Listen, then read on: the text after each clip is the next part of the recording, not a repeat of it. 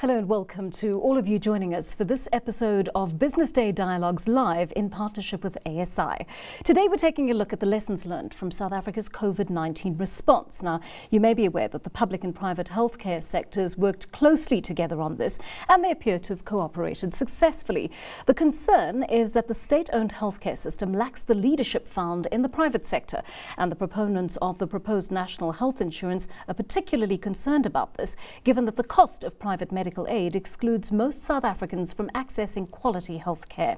So we're asking, has the public-private partnership during the COVID-19 pandemic laid the foundation for a successful NHI? I'm about to introduce our first guest, but let me remind you that if you have any questions for our panelists, you're welcome to post them in the live chat and we'll get to them a little bit later on in our discussion. Also, bear in mind, if you're joining the conversation on Twitter, you can use the hashtag BDDialogues_ASI in your posts. I'm going to start by welcoming Chief Executive Officer at ASI, Anthony Govender, into studio with me. Anthony, great to see you. Thank you so much for being with us. Good morning, Jan. Thank you for having me. So the first question, of course, is we know that COVID-19 has highlighted both strengths and weaknesses in the private and public healthcare sectors. How do you think this has changed your approach in the industry to developing the NHI? Jan, I think there are three thoughts that come to mind. I think, and this has probably been a realization for both the private healthcare sector as well as the public sector, and that is state can't do this alone. NHI is certainly not achievable, with state resources and certainly state playing, a primary role. The approach to NHI has to be a collaboration between the private sector and public sector. And I think probably the highlight for me over the last 7 months has just been how successful public-private partnerships has been, not just for the health industry, but for the country at large. I think the second issue that it highlighted was the importance of governance. And I think a disappointment for me in the last 7 months and for industry at large has been that the trust bank in South Africa has been broken once again, where there's heightened levels of corruption and it's affected the most vulnerable communities in South Africa. And I think it's really placed the spotlight again on leadership in government and the importance of holding people accountable and advocating a strong ethical framework in terms of public expenditure. The third one for me was really about how do we improve state infrastructure?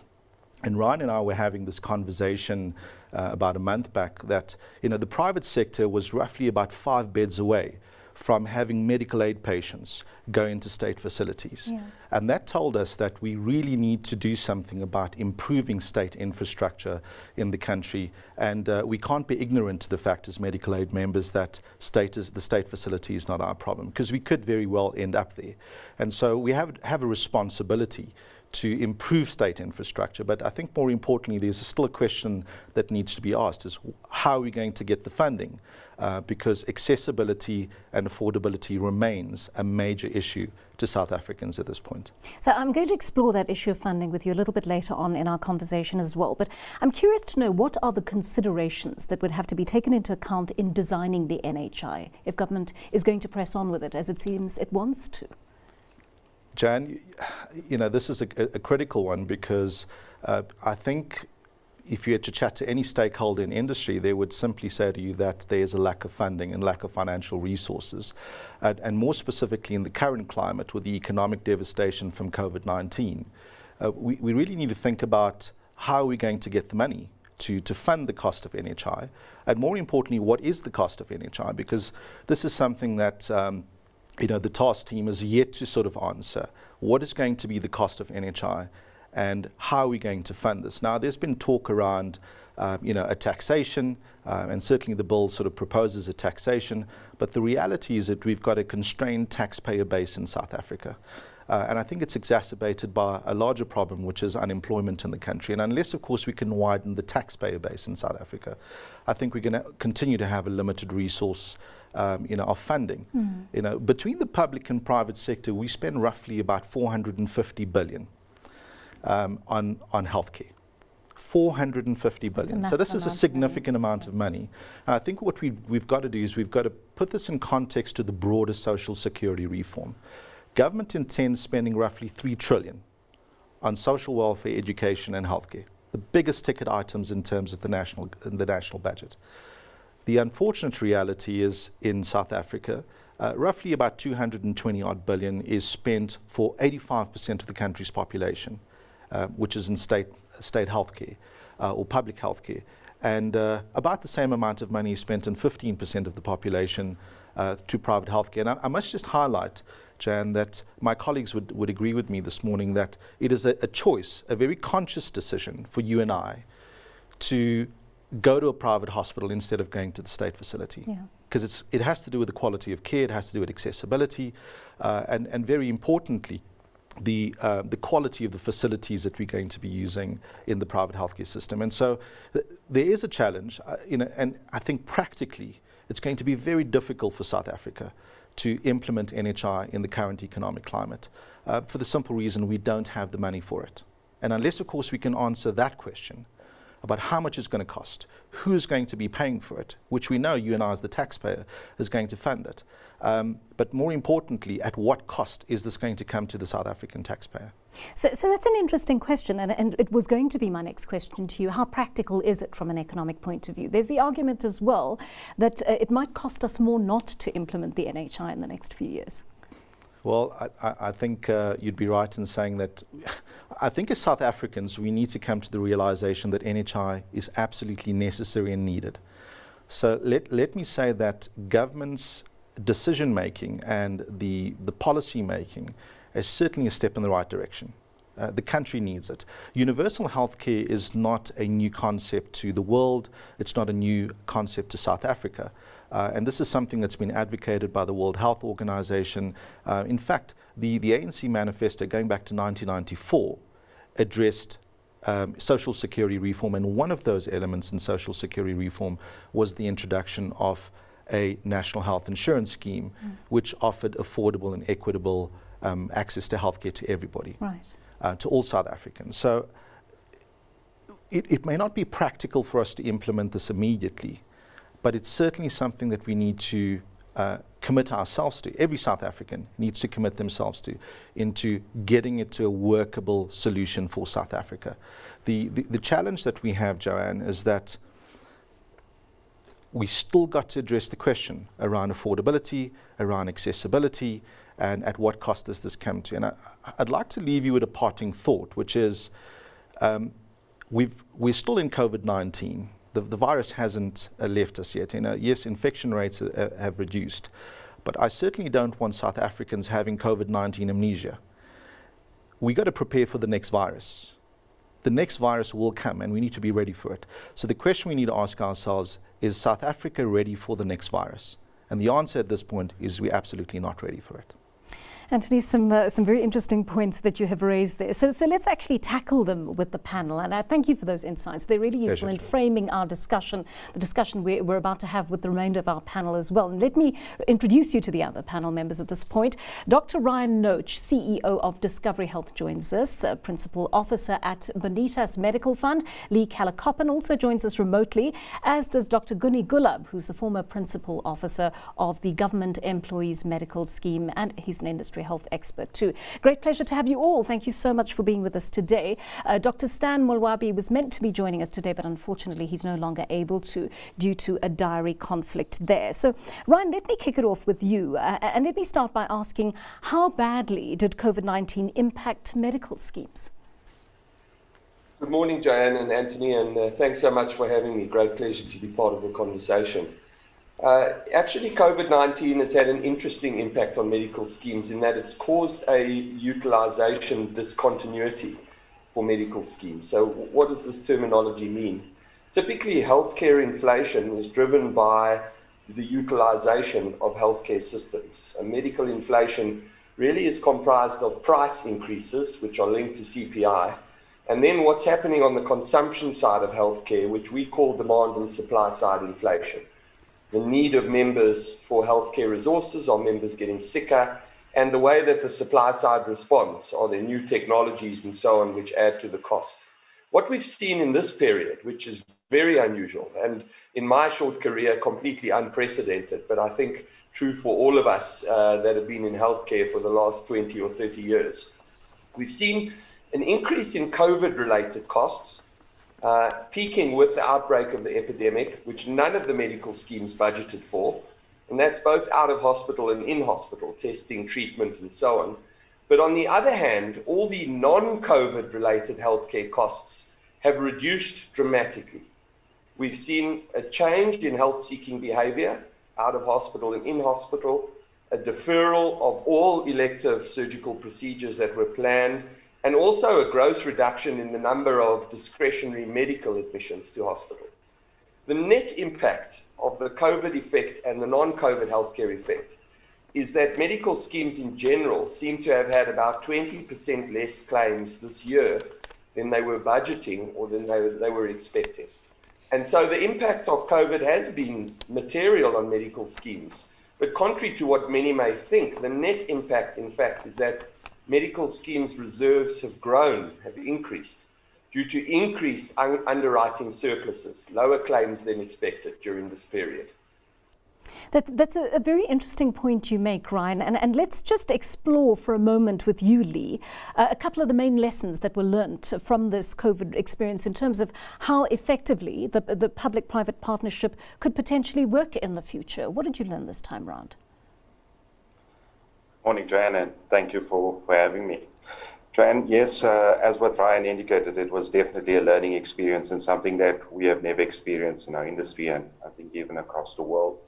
So some of the aspects coming from the public-private partnership is that there's obviously a great opportunity for us in needs of crisis when we can collaborate and make things happen. And some of those learnings is that, if we start pulling resources, and Anthony alluded to it in his opening statement, in terms of our leadership ability and our knowledge, that we are able to actually overcome some of the aspects that we even deem in normal course of life as impractical and challenging, that we are able to do it.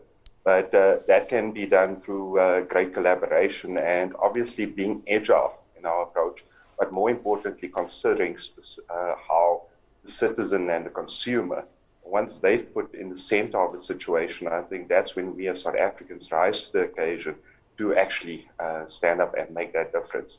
So I think there's more a leadership lesson that can be taken out of this situation. The question is how we apply it as we go into the future. And then just linking on to one other point is that, it's so easy right now to get to a point of saying, yes, we've panicked and we've forgotten, but how do we actually start thinking about the future? And how do we think about the relationships and partnerships in terms of evolving the healthcare system and South Africa forward from this point? I want to come to the issue of costs in just a moment, but Guni, let me bring you in here at this point. This virus seems to have really exposed some of the inefficiencies in both the public and private sector healthcare systems during this time. What would you say have been the industry's biggest learnings in this regard? Yeah, I think, what COVID has done is exposed many of the challenges that our country has faced in general. So what we've seen is that, some of the biggest challenges such as poverty, unemployment, and inequality has been exacerbated. And that's played out in the healthcare space as well. So just giving you one example, during this period, had the privilege of working with a group of doctors called Doctors on Call, and during the COVID pandemic, and it highlighted the tremendous need for information from the general public. So our call center was overwhelmed from calls from Guguletu, Kailicha, from all parts of the country, just wanting to know, do they have COVID, where can they access testing, etc. So I think what COVID has highlighted is that we need to use all of the great healthcare capabilities that we have in our country for all of our citizens. Anthony, I'm going to... if I may, yes, come in there, Ryan. Go ahead. Just pick up on two comments that you've made. Sure. In your introduction, you spoke about the state healthcare sector lacking leadership. And in your question to Guni now, you spoke about perhaps a lot of inefficiencies being exposed in the healthcare system. I think just to give a contrarian view to that, in my view, and I think it is a commonly held view amongst healthcare experts, including at the World Health Organization, South Africa's healthcare system actually fared brilliantly through COVID. We had some of the best healthcare outcomes in the world.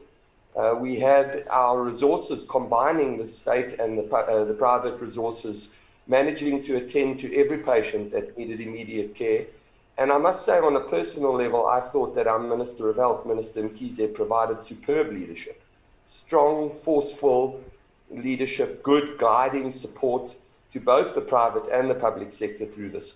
So I'm sorry that I'm choosing to be the one to disagree, but I think it is important to point out an optimistic perspective that out of the top 10 countries who had the worst outbreaks in the world, and we feature in that top 10 list, in fact, our health outcomes were the best of the top 10.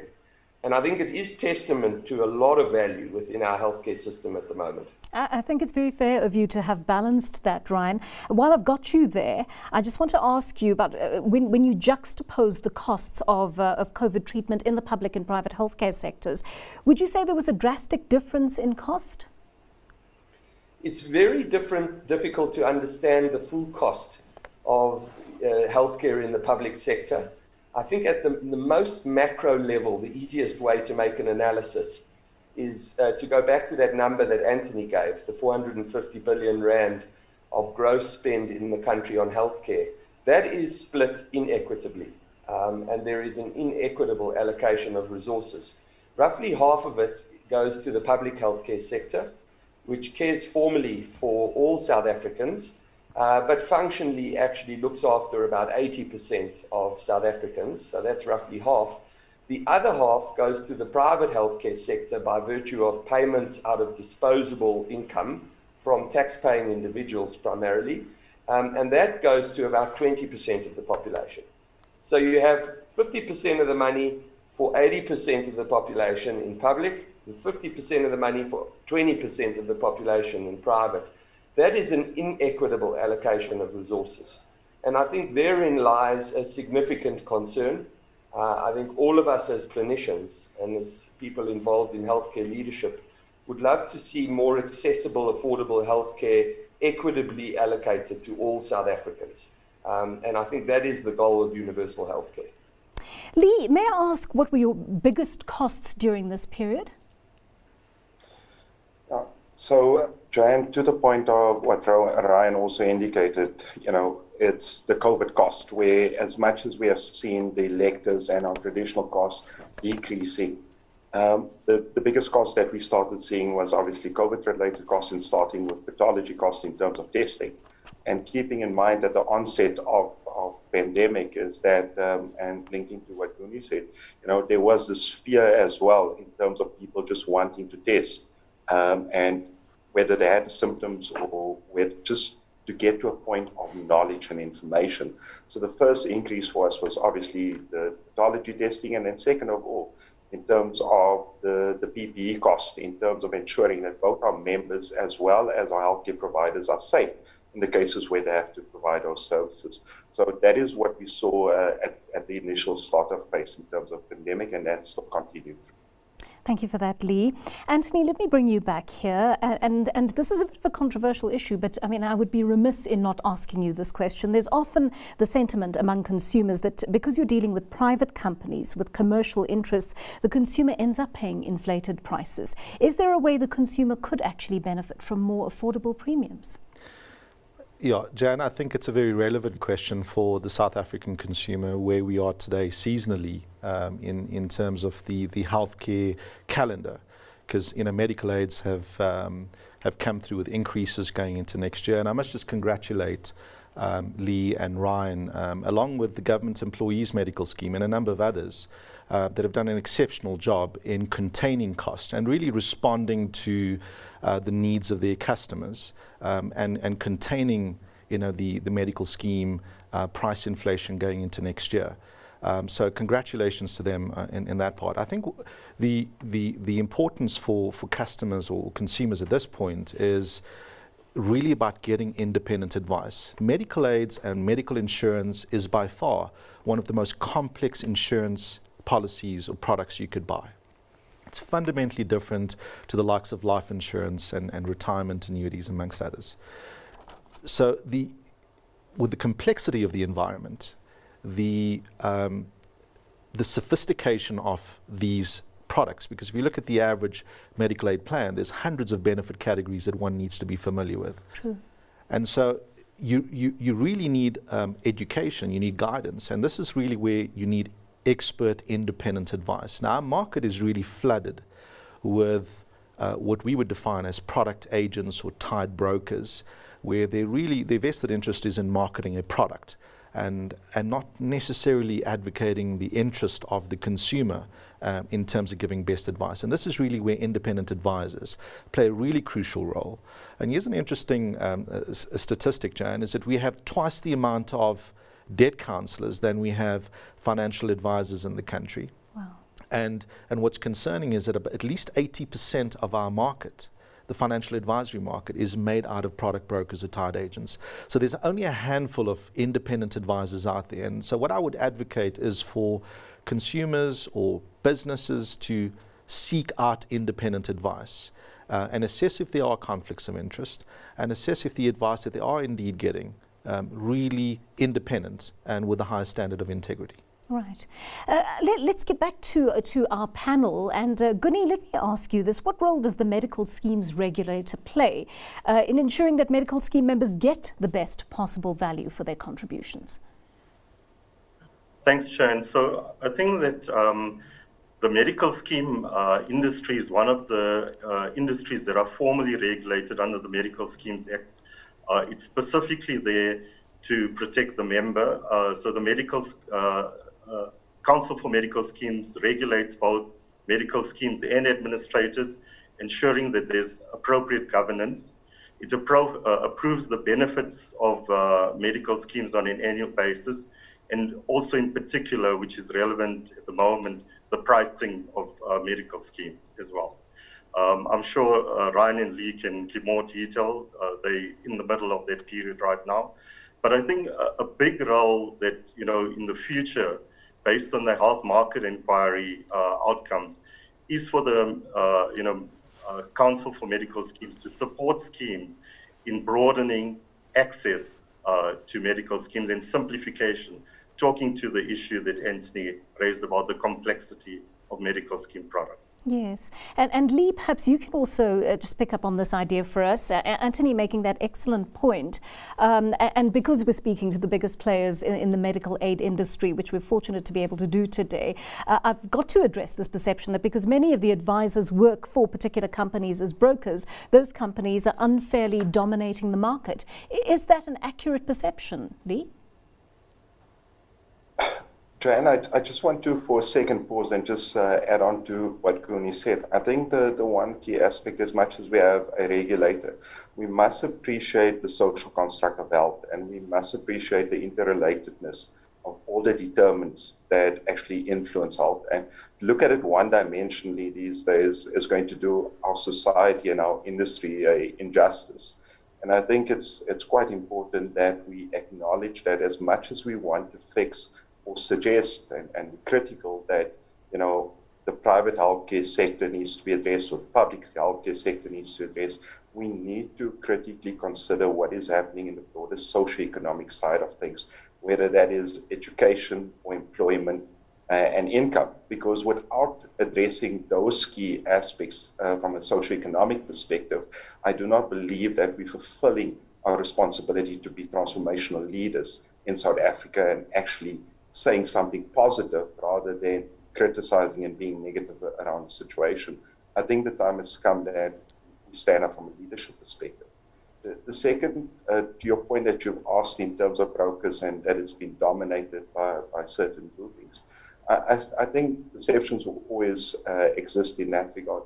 But it's how we turn those perceptions around in terms of what Anthony advised in terms of actually playing a part of educating and empowering members around making the right decisions rather than just thinking about it from a financial or economic perspective. So can we ever have enough or a group dominant? It is the value that's created out of it. And I think that is what we need to start asking ourselves or reflecting in terms of our roles that we play as part of our different roles within the healthcare chain, is actually putting the citizen, the member or patient at the center of it, and transforming to educate and empower them.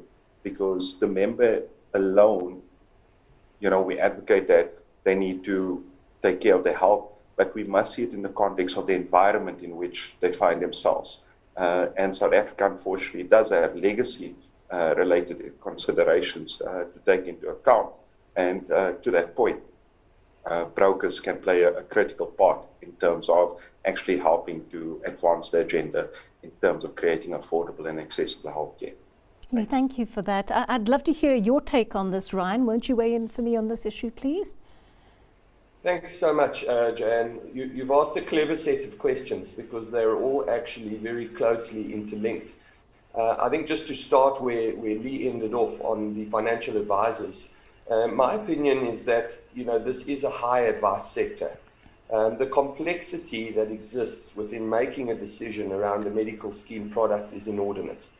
And the truth is that to fully understand these products, and I think this is a weakness, in fact, in the industry, you do need an expert who is highly familiar with the regulatory environment, particularly what we call the prescribed minimum benefit laws, who is able to understand a family's health and financial circumstances, and then match that to an appropriate product in the market. And so clearly, in my view, it's a high advice sector. You need robust and strong financial advisors like ASI offers in their particular offering, who can guide customers through these very, very complex decisions. There should be complete independence in all financial advice. It's required by the law, it's regulated, it's measured and managed by the Council for Medical Schemes. And so if you do raise perceptions about a lack of independence, in fact, those would be breaches of regulatory requirements by those advisors. They are, as Anthony could tell us more so than I can, very tightly overseen and managed. On the previous issue of affordability, you raised this question about the role of the Council for Medical Schemes and affordability at the same time, and they're so closely interlinked. Actually, the cost of healthcare in the private sector in South Africa is directly related to the supply side cost. So what does that mean? It means that medical schemes as not-for-profit organizations. Remember, medical schemes do not seek to make any profit. They take the contributions or the premiums from members and they pay all of that, almost all of that, out again as claims. And so the cost of a medical scheme is directly related to that population's cost of receiving healthcare. And so that cost is not going to change, and medical inflation really escalates every year by more than consumer price inflation for the utilization reasons that I explained earlier. One significant thing that could happen, which would overnight materially change the cost of healthcare in the private sector, is if the Council for Medical Schemes were prepared to introduce so-called low-cost benefit options. Let me explain what that means. The Medical Schemes Act today requires that medical schemes cover a prescribed set of benefits in full at cost for all members. And that means that the entry-level price of medical aid cover for any South African is at about 900 Rand or north of that. It's determined by that prescribed minimum set of benefits. We know that the Council for Medical Schemes is working on plans to deliver a product that's at a much more affordable price point, which would require regulatory exemptions or regulatory change, legislative change, where we can hopefully take the 5 to 8 million people who are formally employed in South Africa but can't afford medical aid today and create a price point and a regulated medical scheme product that is indeed affordable to them. Work done by Insight Health Actuaries, a completely independent actuarial health firm, demonstrates that if you were to create this lower price point, the cost of medical scheme cover for all South Africans, including, for example, me, who's on a medical scheme today, would drop by about 23% overnight. So a 1/4 reduction in the cost of medical scheme cover for existing members and a much lower price point for new members. And the reason for that is we would bring in all these younger, healthy people who are formally employed at a new price point in the medical schemes industry. And just to round that off, the impact on the broader healthcare system of that is just fantastic. Because what that does is it takes the burden off the public sector of caring for those 5 to 8 million people, brings them into the private sector, makes the public sector's work easier by taking off some load, and in the private sector generates taxes for the fiscus. The private healthcare sector is a big contributor to the taxes, company taxes, and to the fiscus. And so you generate taxes through this as well. It's a very efficient way of delivering healthcare for the country to a broader group of South Africans. Ryan, that's such an interesting point that you've made. And Anthony, there are 2 points that I want to pick up on from what the gentlemen have just said. And the first one is this lower minimum set of benefits. Are we anywhere near seeing the council introduce that new lower bar? Joanne, I'd like to address that in 2 parts. I think the first one is prescribed minimum benefits is actually law in the country. And maybe just to unpack for our viewers, prescribed minimum benefits is a list of conditions or health conditions that every medical scheme has to cover the treatment, care and diagnosis of those illnesses. And COVID-19, incidentally, was one of those illnesses that was regulated as a prescribed minimum benefit. And a number of medical schemes, Discovery, Bonitas, the government employees medical scheme, got to give credit to them because they took funding decisions even prior to the minister making a decision to say this has to be a prescribed minimum benefit. But understanding that list of well over 200 illnesses is highly complex for the average person in the street. Yes. It requires guidance, it requires education, and it requires somebody holding their hand and navigating them through the well over 200 benefit options that are available in the market. And Ryan made a critical point. He says that advising a member on the legislative aspects of healthcare and making sure that the product that we are recommending is compliant with that legislation, but very importantly, meeting the health risk need of that very member and his family is an incredibly complex process. And so the member does require advice. He requires his hand being held. And I suppose this is where independent advice plays a really, really crucial part.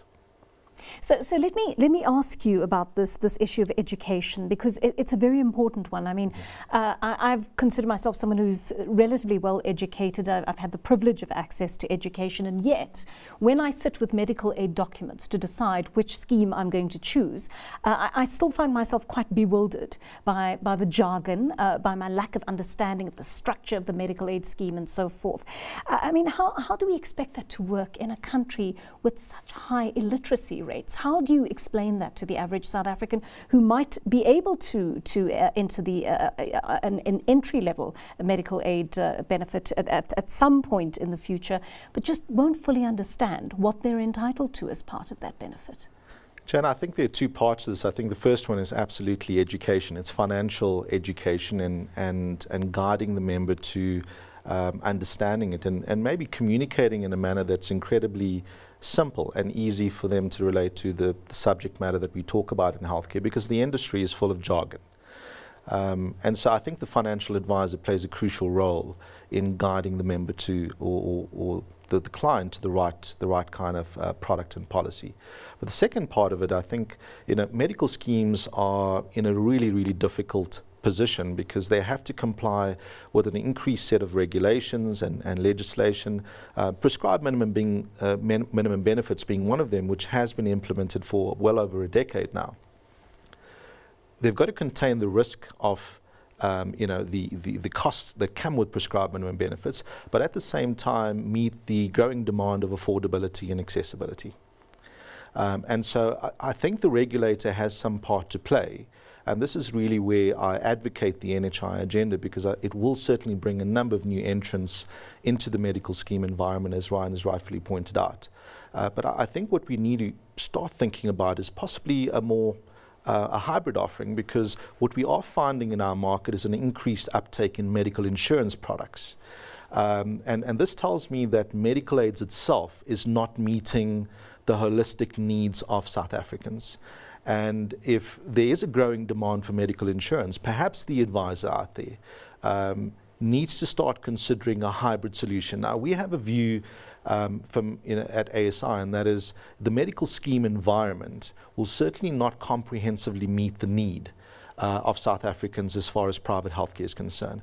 And this is the reason for the growing demand of medical insurance. And we believe over the next 2 to 3 years, employees of large corporate businesses and the average consumer on the ground is going to look for a hybrid solution between medical insurance and medical aid. And perhaps the solution lies in NHI providing primary care, medical aid providing some part of the supplemental care, and medical insurance providing the convenience aspect, which is what most of us would look for in the private healthcare sector. So that leads me to my next question. And Guni, let me bring you in here. This notion of a hybrid model I find quite fascinating.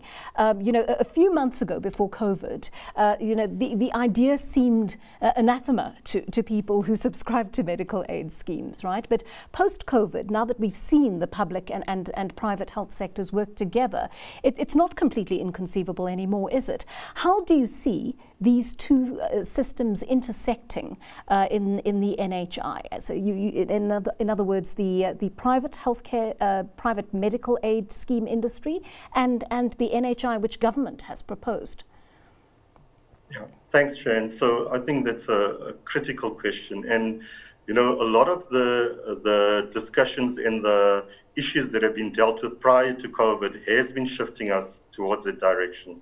So I think the first position that all of us support is universal healthcare is the right direction. And with the unfolding of the NHI bill and the responses to that, one of the key things that have emerged from that is the necessity for a basic benefit package. And likewise, when the health market inquiry undertook its work, it also, with all of the submissions by various role players, there was a convergence on a move towards a basic benefit package. So I think that would be the building block for any future health system, is a basic benefit package that meets the basic needs of all of our citizens. On top of that, then one can overlay various products, such as what Anthony is proposing, some form of additional insurance cover above that. Guni, I think we must be very honest and say that there has been a perception resulting from previous experiences that people have had in the public healthcare sector that the standard of care has not been highly consistent across all public hospitals, but that something changed during COVID. The pressure of having to face the spectre in the form of COVID certainly put pressure on all the healthcare sector, members of the healthcare sector, to raise their standards and ensure that people were treated in a quite an acceptable way, at an acceptable standard. Do you feel that there's been some kind of evolution there that in some ways puts the public healthcare sector on par with the private healthcare sector in terms of service delivery? Yeah, so Jan, I think that's a fabulous question. And, let's start with both Ryan and I are doctors. And, the truth of the matter is we trained in the public health system. That's where all of our healthcare professionals in South Africa are trained. So I'm a, product of Wits University and Chris Hani Baragwanath Hospital. Our public sector has some fabulous services. And a very personal example I want to share with you is that in 2000, my daughter had leukemia. And, we checked around for where we should have a treatment. And we were referred to Charlotte Matseke, or formerly called the Johannesburg Hospital.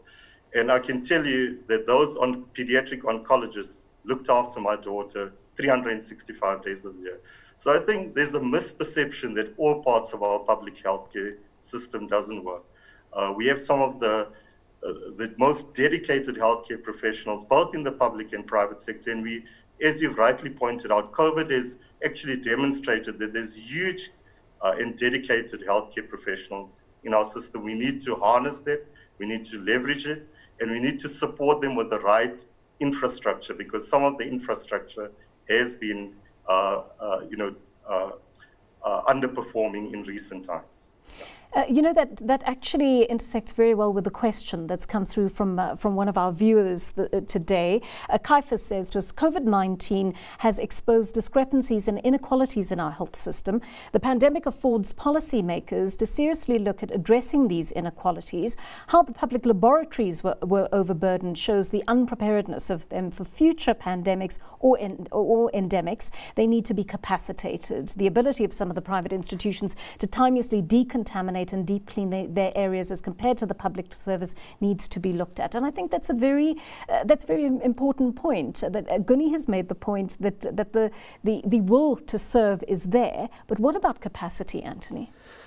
Jan, I think we've got to take a balanced perspective, and I just want to hone in on what Ryan had said earlier, that COVID-19 has certainly had high points and low points for both government and the private sector. Our leadership was absolutely exceptional. The President, our Health Minister, absolutely phenomenal in their decision making and, more importantly, the execution of a plan, which is where government fails a lot of the time.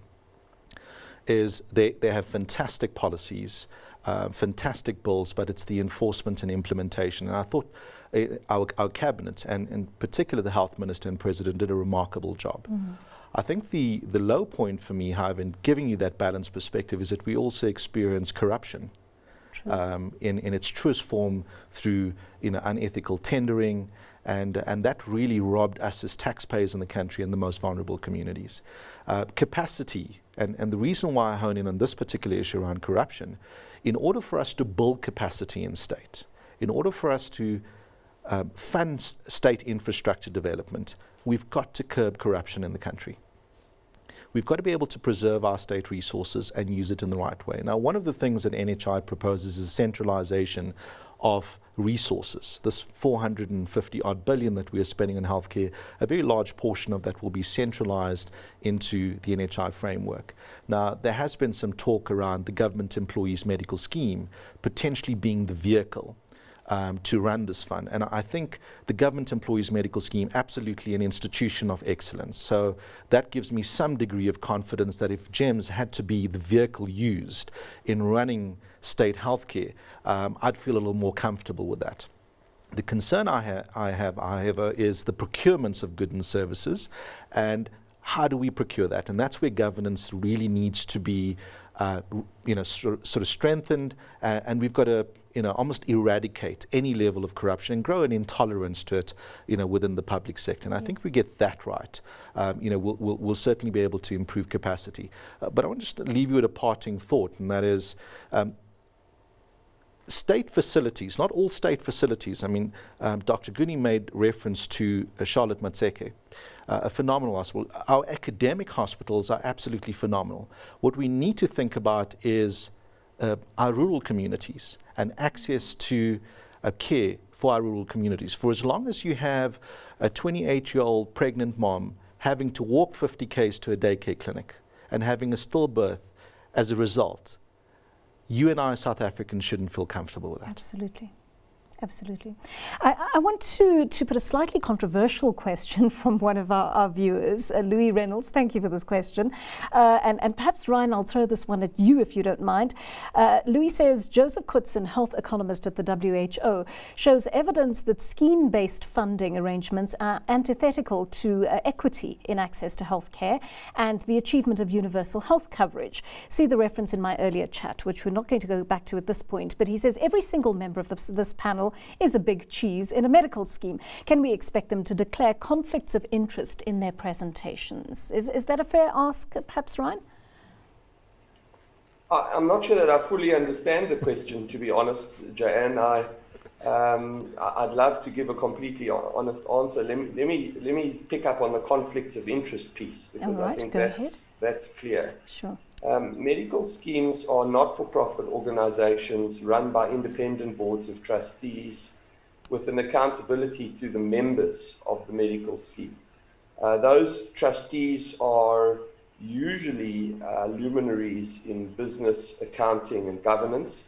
They put their personal reputations at stake, and they have an obligation to the members of these trust funds. Medical schemes are effectively trust funds, to ensure that they manage the funds and spend them judiciously and appropriately. They're subject to the scrutiny of the regulator, which I should tell you is significant and is comprehensive and is really effectively provided. And in addition to that, they're also subject to the scrutiny of public audit. And those audits are nothing short of highly extensive, considering that these are trust funds and that the monies must be judiciously spent. So the first answer on conflict of interest is that there really isn't any of boards of trustees which are truly independent and are held to account. We've seen our regulator very firmly hold various boards of trustees to account, take schemes under curatorship when boards of trustees have infringed in any way or there's been any smell of malfeasance whatsoever within those schemes. So actually, I tell you hand on heart, and I know that my two colleagues on the panel with me will support this unequivocally, that we have one of the cleanest medical scheme or private funding industries in the world. At Discovery, we work in private healthcare in many markets around the world. And I can tell you that our regulatory environment and governance in schemes in South Africa is as good, if not better, than that in some developed healthcare economies where we have operating private health insurance businesses. I think to make one other point, which is on the fairness side. So I've answered the governance piece. Let me now answer the treating customers fairly piece. Do medical scheme members get a good deal from their medical schemes? The latest benchmarking report that was done around this is unfortunately now a few years old, but it was performed by the Monitor Group some years ago. And what this report did was it measured value for money in 400 competing healthcare systems around the world, some public, some private. Value for money was defined as the quality of healthcare received per cost unit, which is in health economics a common measure of effectiveness of a healthcare system. For us, we call it cost per quality or cost per quality outcome. And I'm delighted to tell you that private healthcare in South Africa came fourth in the world on this value measurement. So what does that mean? It means South African private healthcare is a fabulous asset. As Guni says, incredibly well-trained doctors, phenomenal infrastructure and facilities, very short waiting times and periods. And actually, although expensive in rand terms, and it is indeed expensive, on a globally benchmarked purchase pricing parity adjusted basis, very cost effective, fourth in the world on this independent global measure. So I'm very proud of our private healthcare asset in South Africa. We do look after the tax-paying base of this country, who has to be highly productive in order for the fiscus to remain liquid and solvent. And I think we do a very important part in our role in the economy, in keeping people healthy and productive and treating illness in this productive portion of the economy. Jan, I want to weigh in on what Ryan is talking about, the conflicts of interest, and you mentioned Mr. Reynolds. So Mr. Reynolds, specifically for your benefit, I think this is a relevant question when dealing with an advisor, is who are you employed by? Are you independent? Is there a conflict of interest to the shareholder of the entity that you are representing? And we find this more and more in the insurance space, that the advisor that's on the ground is employed by a particular company and doesn't necessarily disclose transparently, and it's really hidden in the fine print on page 153, and the client is not aware of it. So I think your question is relevant in building transparency in our industry. And this is certainly something that we're advocating for as ASI. And I think the regulators absolutely aligned to this agenda in terms of building transparency and protecting consumers. And as Ryan pointed out, treating customers fairly, because part of treating the customer fairly requires a disclosure of conflict of interest. Certainly from an ASI perspective, we don't have a conflict of interest because we are not funded by an administrator or an insurer, neither do we have any shareholding from them. And we disclose that to every client that we engage with. So I think the question is very relevant, and in supporting my panelists on today's discussion, Lee in his capacity as the principal officer has to be independent and has to be free of any conflict of interest, because he represents members of the medical scheme, right, and he's elected by members. As Ryan rightfully described, medical schemes are owned by you and I as the members of a medical aid. It is not owned by the administration company. wish more consumers actually were aware of that, Anthony. It's part of that education that you were speaking about earlier. Lee, can I bring you back here? A good question from Johan Serfontein, who says, one cannot conflate public and private healthcare spend. If the private schemes cease existing today and everyone goes to state facilities, there will not be a single cent that goes to the public sector alongside these patients.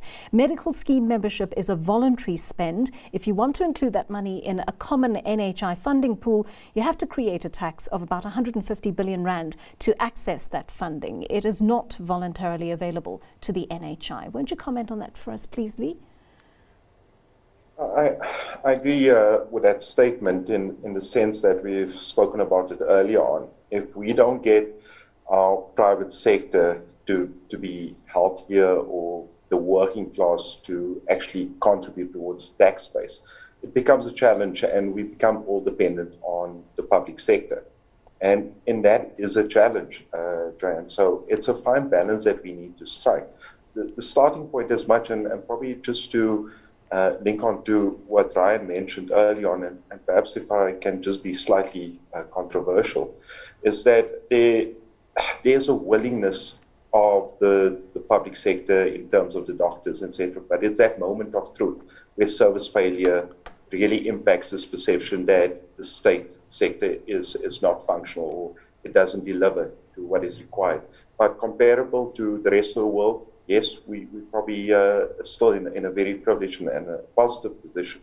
But where I'm just going with the point is that apart from the public sector and the challenges that it's facing, we in the private sector also face some challenges. And I think there is still an opportunity for us within the private healthcare sector to start creating parity throughout the value chain. And that parity in the sense that we are able to reduce the cost of private healthcare, so to allow more people to come in. And whether that is in the form of regulation or just in the form of being able to get our members or patients and consumers to understand our products better, I think it can go a long way in that sense.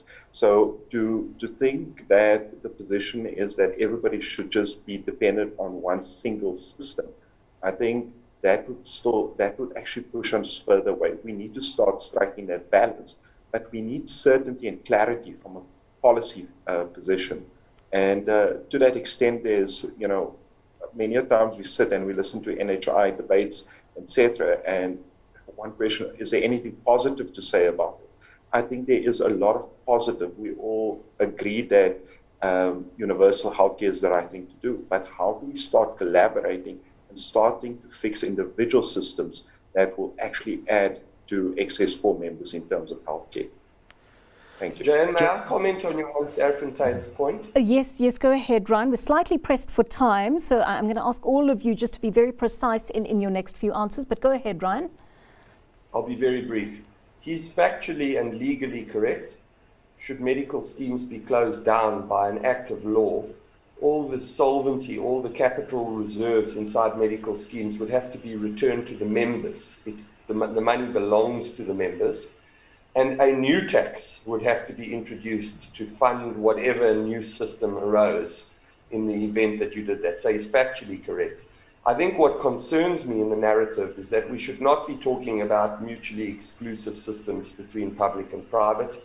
We should be talking, as we have been in this conversation, about solidarity and highly collaborative systems between public and private.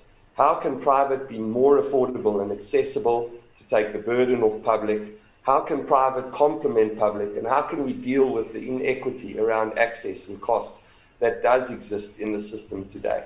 We must find a way that the two work together. Absolutely. You find very few healthcare systems in the world where the private sector is banned from competing. In fact, you find the opposite. Even in the best national healthcare systems in the world, like the UK, where the NHS is probably the best national healthcare system in the world, even in the UK, we operate a private health insurer, and 12% of the population opts for private healthcare insurance. So even in developed economies, these systems work synergistically and collaboratively to help each other.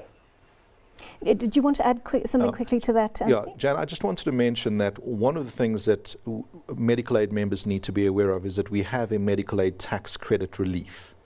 So as part of our medical aid contributions, there is a tax relief that we enjoy, although it is paid as a personal choice and as a deduction of of salary or a premium paid out of your own pocket. There is tax relief offered to that. And one of the things as South Africans we need to be aware of is that tax credit is likely to be abolished. And why do I have this view? Government has been talking about increasing their health budget expenditure. There's simply not enough money in the pot. They've got to recover these funds from someone. It's going to come from you and I. And the logical next place for them to look at is in tax relief. Okay, that's a little disappointing, Anthony, if it comes to pass.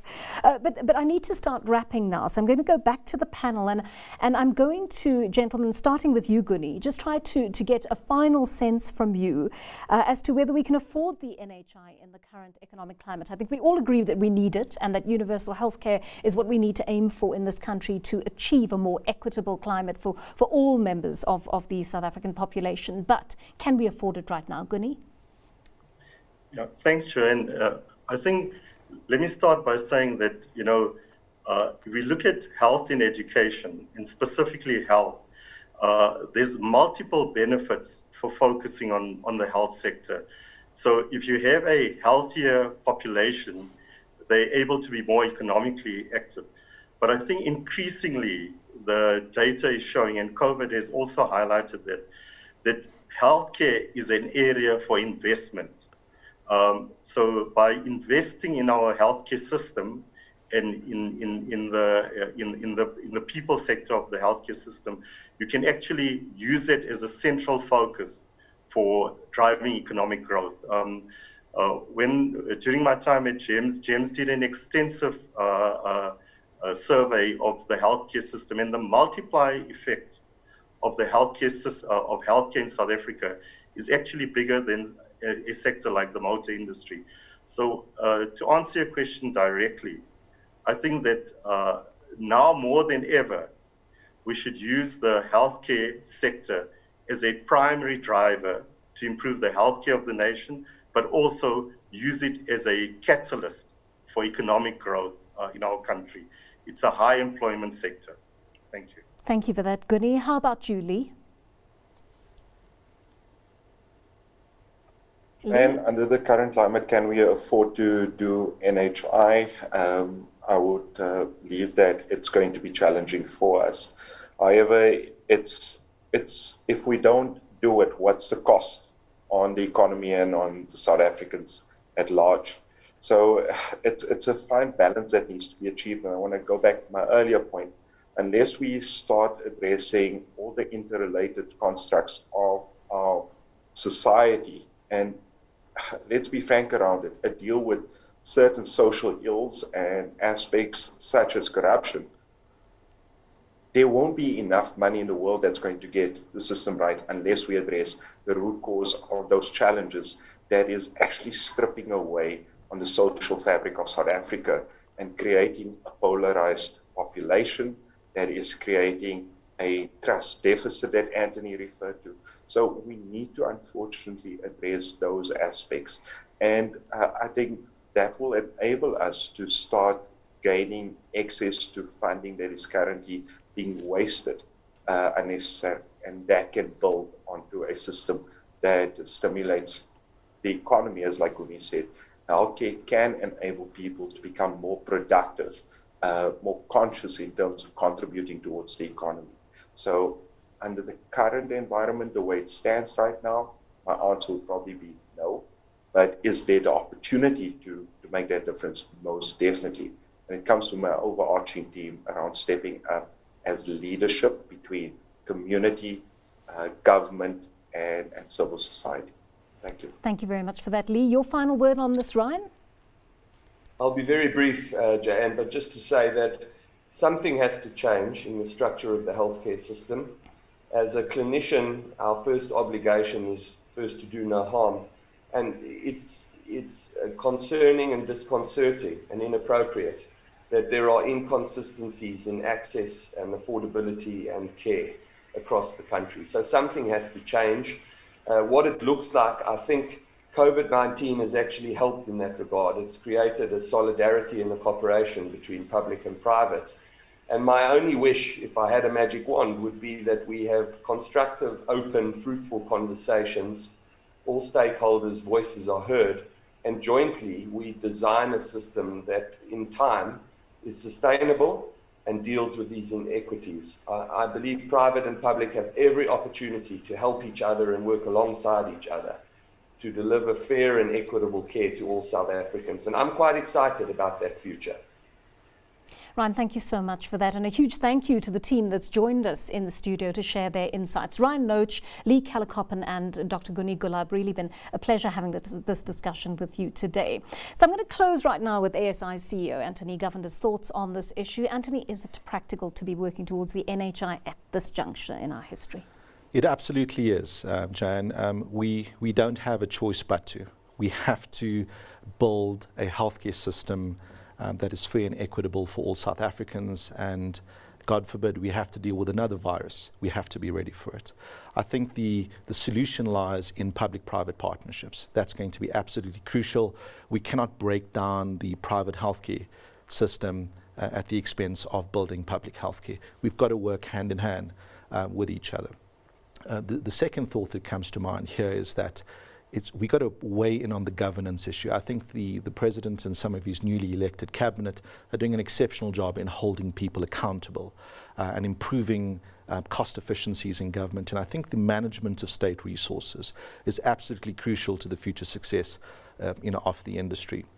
And as a third point, I'd invite all of stakeholders in the country, our partners in the medical scheme industry, our partners in the medical insurance industry, to put their customers first and do the right thing, even when nobody's watching. Lovely way to end our conversation. Thank you so much for that, Anthony Govender.